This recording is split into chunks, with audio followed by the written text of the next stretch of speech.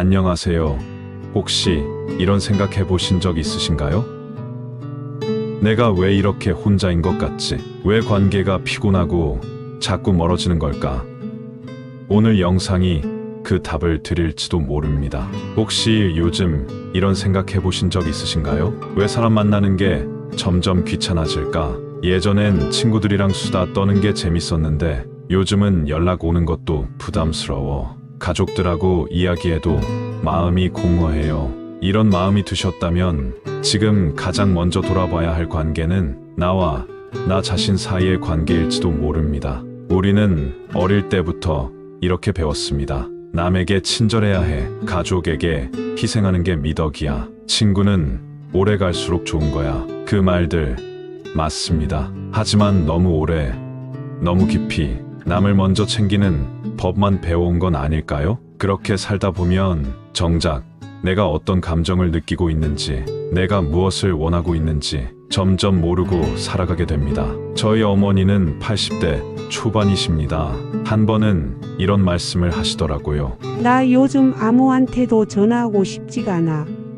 말을 꺼내기도 전에 또 무슨 잔소리 들을까 싶고 그냥 조용한 게 편해. 그 말이 참 씁쓸하게 들렸습니다. 사람이 싫은 게 아니라 지금의 나 자신이 너무 지쳐있기 때문이더라고요. 사람 만나는 게 귀찮아지는 건 성격이 변해서가 아니라 내가 나를 돌보지 못해 지쳐있기 때문입니다.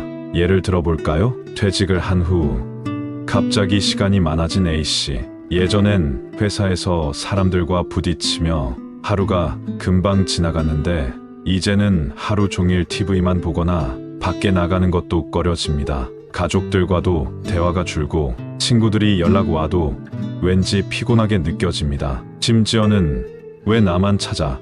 라는 생각까지 듭니다. 이런 경우 문제는 친구나 가족이 아니라 공허함을 안고 있는 나 자신일 수 있습니다. 자신이 어떤 감정 상태에 있는지 모르면 사람을 만나는 것 자체가 버겁게 느껴집니다. 그리고 이런 경우도 있습니다. 자녀들과 대화를 나눌 때 예전엔 모든 말을 다 들어주고 무조건 도와주려 했는데 이제는 한숨부터 나옵니다. 왜 이렇게 정이 안 가지? 내가 해준 게 얼만데? 이런 생각들이 자꾸 마음속에 올라옵니다. 하지만 그 깊은 마음을 들여다보면 그 안에는 외로움, 섭섭함, 그리고 나도 누군가에게 인정받고 싶다는 간절한 바람이 숨어 있습니다. 이제 우리는 인생 후반전을 살아갑니다. 그동안은 부모로, 자녀로, 직장인으로, 배우자로 수많은 역할을 하며 남을 먼저 생각해왔습니다. 하지만 이 시기부터는 내 마음의 목소리를 듣는 연습이 꼭 필요합니다. 다른 사람이 날 어떻게 생각하느냐보다 내가 나를 어떻게 대해주는지가 훨씬 더 중요해지는 시기입니다. 자기 자신과 건강한 관계를 맺기 시작하면 신기하게도 주변 사람들과의 관계도 더 부드럽고 따뜻하게 풀리기 시작합니다. 내가 편안하면 다른 사람의 말도 여유롭게 들리고 상대의 실수도 조금은 웃으며 넘어갈 수 있게 됩니다. 반대로 내가 지치고 불안하면 상대의 말 한마디가 비수처럼 꽂히고 사소한 행동에도 짜증이 나게 됩니다. 이제는 나를 좀 더 따뜻하게 안아줘야 할 때입니다. 내가 너무 고생했다는 걸 나 스스로 인정해줘야 하고 지금까지 잘 살아온 것도 내가 내게 칭찬해줘야 합니다. 괜찮아, 잘했어, 이제 좀 쉬어도 돼. 이런 말을 스스로에게 건넬 수 있다면 그것이야말로 지금 이 시기의 최고의 인간관계, 나 자신과의 관계 회복이 시작된 것입니다. 정리하자면요, 인간관계가 힘들다고 느껴질 때 그 해답은 타인에게 있지 않습니다. 먼저 내가 나를 어떻게 대해왔는지, 내 마음은 지금 어떤 상태인지 돌아보세요. 그것이 60대 이후 인간관계를 더 따뜻하고 단단하게 만드는 가장 중요한 출발점이 됩니다. 그러면 질문이 생기죠. 그럼 대체 나 자신과는 어떻게 좋은 관계를 맺나요? 자신을 사랑하라고 하긴 하는데 구체적으로 뭘 어떻게 하라는 거죠? 오늘은 그 질문에 대해 실제로 따라할 수 있는 5가지 방법을 알려드리겠습니다. 첫 번째, 감정을 억누르지 말고 솔직하게 느끼는 겁니다. 많은 분들이 이런 말씀을 하십니다. 내가 울면 안 될 것 같아서, 내가 힘들다고 하면 가족들 걱정할까봐 참았어요. 하지만 우리가 그렇게 감정을 꾹꾹 눌러 담을수록 그 감정은 언젠가 몸으로 혹은 관계에서 터지게 됩니다. 특히 60대 이후에는 이전처럼 분주하게 감정을 덮어둘 핑계가 줄어들기 때문에 그동안 억눌러온 감정이 표면으로 올라오기도 합니다. 그래서 필요한 게 감정을 인정해주는 시간입니다. 오늘 내가 기분이 왜 가라앉았는지, 왜 별일도 없는데 짜증이 나는지, 무엇이 나를 슬프게 했는지, 이런 감정을 일기처럼 적어보는 것도 좋고, 가만히 앉아 감정을 있는 그대로 느껴보는 것도 좋은 방법입니다. 핵심은 감정이 생겼을 때 이런 감정 가지면 안 되지가 아니라, 아, 내가 지금 이런 마음이구나 하고 자기 자신에게 말을 건네는 겁니다. 그 순간부터 우리는 자신과 대화를 시작할 수 있게 됩니다. 두 번째, 쉼의 방식을 바꾸는 겁니다. 많은 분들이 나는 쉬고 있다고 말씀하시지만 실제로는 몸은 쉬는데 마음은 계속 피곤한 상태로 지내는 경우가 많습니다. 예를 들어 하루 종일 TV를 보고 소파에 앉아 있었지만 왠지 더 피곤하고 우울한 기분이 드는 경우가 그렇죠. 그 이유는 능동적인 쉼이 없기 때문입니다. 쉬는 것도 내가 나를 위해 선택한 쉼이 되어야 합니다. 예를 들어 조용한 음악을 들으며 커피 한 잔, 가까운 공원에 나가 산책하기, 가볍게 스트레칭하면서 몸을 느껴보기, 향초를 켜고 나만을 위한 30분 보내기, 이런 작은 쉼이 우리의 마음을 정리하고 자기 자신과 다시 연결되는 소중한 시간이 됩니다. 중장년의 쉼은 단순한 휴식이 아니라 삶을 돌아보고 에너지를 재충전하는 재정비의 시간입니다. 세 번째, 남의 시선을 줄이고 나의 기준을 세우는 겁니다. 60대는 인생을 꽤 오래 살아온 시점이지만 아이러니하게도 남 눈치를 더 많이 보게 되는 시기이기도 합니다. 나이 들어서 뭘 새롭게 배워? 사람들이 이상하게 생각하지 않을까? 내가 이런 말 하면 오해할지도 몰라. 하지만 여러분, 생각해 보세요. 지금까지 우리는 남의 기준에 맞춰 살아오느라 내 기준을 제대로 세워본 적이 거의 없습니다. 이제는 늦지 않았습니다. 지금부터는 내가 정말 원하는 게 뭘까? 내가 편안한 선택은 무엇일까? 이 질문을 먼저 해보는 연습을 하세요. 이건 이기적인 게 아닙니다. 건강한 자기중심감입니다. 그리고 이것이 바로 다른 사람과의 관계도 훨씬 부드럽게 만들어줍니다. 네 번째, 내가 좋아하는 일에 조금씩 시간 투자하는 겁니다. 60대 이후에 소소한 기쁨은 생각보다 큰 힘을 줍니다.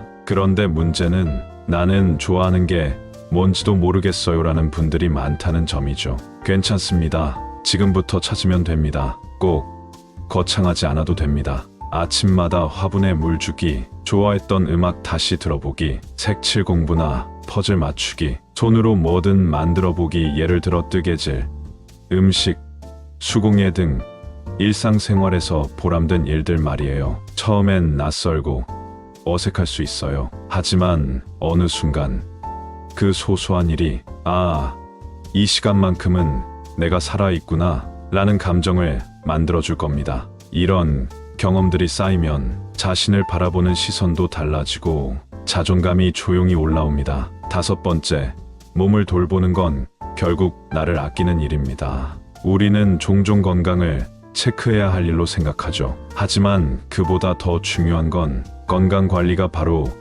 자기 돌봄의 가장 현실적인 실천이라는 겁니다. 몸이 아프면 감정도 민감해지고 마음이 불안하면 사람들과의 관계도 금방 불편해집니다. 그래서 우리는 반드시 규칙적인 수면, 꾸준한 운동, 가볍게 걷기부터 시작, 영양, 균형 있는 식사, 이 세 가지를 내가 나에게 주는 선물처럼 대해줘야 합니다. 건강은 단지 오래 살기 위해서가 아니라 편안한 마음으로 사람들과 잘 지내기 위해 꼭 필요한 바탕입니다. 마무리하며 이 5가지 방법은 거창하지 않습니다. 하지만 꾸준히 실천한다면 당신은 분명히 느끼게 될 겁니다. 내가 나와 가까워지니까 사람들과의 관계도 훨씬 편안해졌구나. 가장 먼저 챙겨야 할 사람은 가족도 친구도 아닌 당신 자신입니다. 우리는 20대부터 50대까지 해야 하는 관계를 중심으로 살아왔습니다. 직장,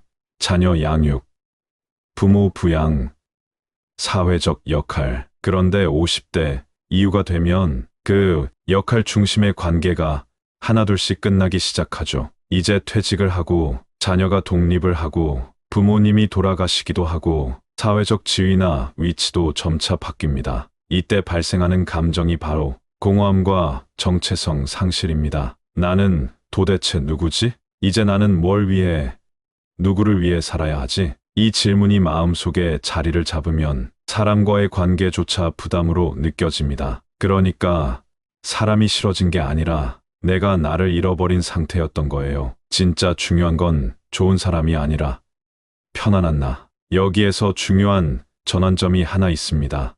과거엔 착한 사람, 도와주는 사람, 참는 사람으로 관계를 맺었다면 이제는 나도 편하고 상대도 편한 관계로 옮겨갈 시기라는 겁니다. 어떤 분은 이렇게 말합니다. 저는 그냥 참으면 편하더라고요. 하지만 그 말 속에는 이런 뜻이 숨어 있습니다. 상대가 불편해지는 걸 내가 감당하고 싶지 않아서요. 내가 갈등을 마주할 자신이 없어서요. 문제는 그렇게 참는 것이 쌓이면 결국 분노와 피로로 돌아오고 관계를 끊어버리고 싶어질 만큼 감정이 터진다는 점입니다. 관계의 기술 첫 번째는 거절을 연습해야 진짜 가까워진다는 것입다. 어느 나이가 되더라도 우리는 싫다고 말하는 것을 어려워합니다. 친구가 갑자기 부탁할 때, 자녀가 계속 의지할 때, 지인 모임에 억지로 나가야 할 때.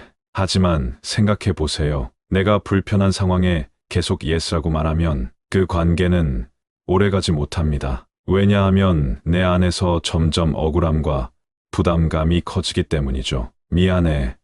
이번엔 좀 어려울 것 같아. 오늘은 혼자 있고 싶어서. 다음에 보자. 그건 내가 감당할 수 있는 일이 아닌 것 같아. 이런 문장은 연습이 필요하지만 한번 용기를 내기 시작하면 내 마음을 존중받는 관계가 만들어지기 시작합니다. 진짜 가까운 사람은 당신의 솔직한 감정을 듣고 이해하려는 사람이지, 당신이 항상 맞춰주는 걸 당연하게 여기는 사람이 아닙니다. 관계의 기술 두 번째는 바로 침묵과 거리감도 사랑의 방식입니다. 나이가 들수록 모든 관계가 가깝기만 해선 오히려 피곤해집니다. 이제는 일정한 거리에서 서로를 바라보고 때로는 침묵 속에서도 연결감을 느낄 수 있어야 진짜 편한 관계가 됩니다. 특히 가족이나 자녀와의 관계에서 자꾸 조언하고 싶고 도와주고 싶고 간섭하고 싶어지는 마음. 그 마음은 이해되지만 그럴수록 내가 도와주는 게 아니라